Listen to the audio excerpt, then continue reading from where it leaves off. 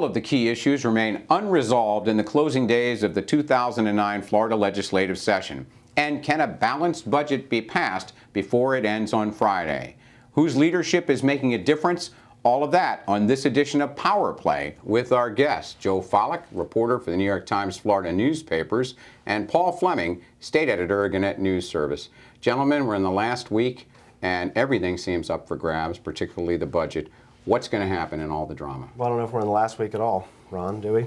This could be the last week or the beginning of a couple other weeks. I think the budget will get done. I think it'll get done shortly after May 1st. We might have to extend a little bit, but I sense no great ideological drive for somebody to make a point by trying to stay too much past May 1st. So I think we'll wrap it up this week. So if it's going to be wrapped up this week, even if it extends a little past the regular session, what's going to be in that budget with gaming, with cigarette taxes, and anything else? It's unknown at this time, and that is because we're operating absolutely in the dark, which is stunning. How things have gone in the week previous. In the week following, the grand jury presentment about how the budget process needs to be more transparent, and it's frankly, editorial comment, stunning that they would go about things in this way. Well, let's talk about the leadership. Everything is still fuzzy. Who's been standing out for strong leadership that's making a difference in this process? The Senate is, as usual, much more together than the House.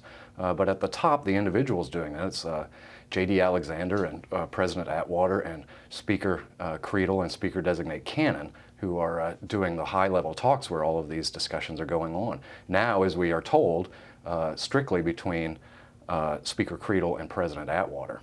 Well, Governor Crist may have other political ambitions eventually, but he's a former state legislator. He's shown a lot of respect for this process and has not really injected except very selectively. Well, if it respects part of that, political judiciousness is probably another. There's not a whole lot of political gain for him to get involved and get connected and tainted with a budget that is going to cut a lot of things and raise a lot of fees and raise a lot of taxes. So I think the governor just wants to keep his powder, try and get out of here. All right, well, since you don't have a crystal ball and you don't know, give us your best guess about, pari-mutuels, Indian gaming, cigarette taxes, and such. Yes. I think we'll have all those, Ron. I think you're going to see cigarette tax is a done deal. We'll see something along those lines.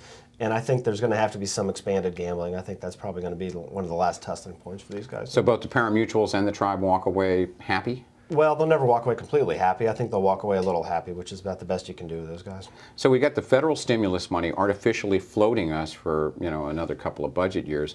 What's going to happen after that? What will this state do? Well, that's what's driving this debate, apparently, at this time, which is looking down the road 2 years when that stimulus money is going to start to go away. And the House perspective, that is to say, Dean Cannon's perspective is, I don't want to put myself in a corner when that stimulus money goes away. And so we need to cut more now to put us in a better position if the recession is ongoing at that time. Very quickly, what's the political fallout from this session on key leaders? I think that it's possible. It's huge. A vacuum of leadership to get something done at a crisis time in the state, at least from a regular person perspective, is you've been up here 8 weeks and you can't get something done. What's the deal?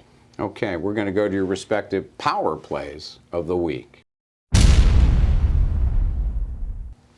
Joe.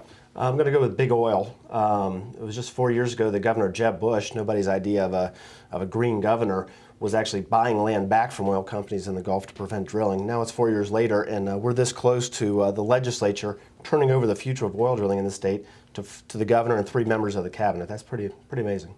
Paul? I'm going to go with Speaker-designate Dean Cannon, who is enjoying the first of his 4 years leading the House.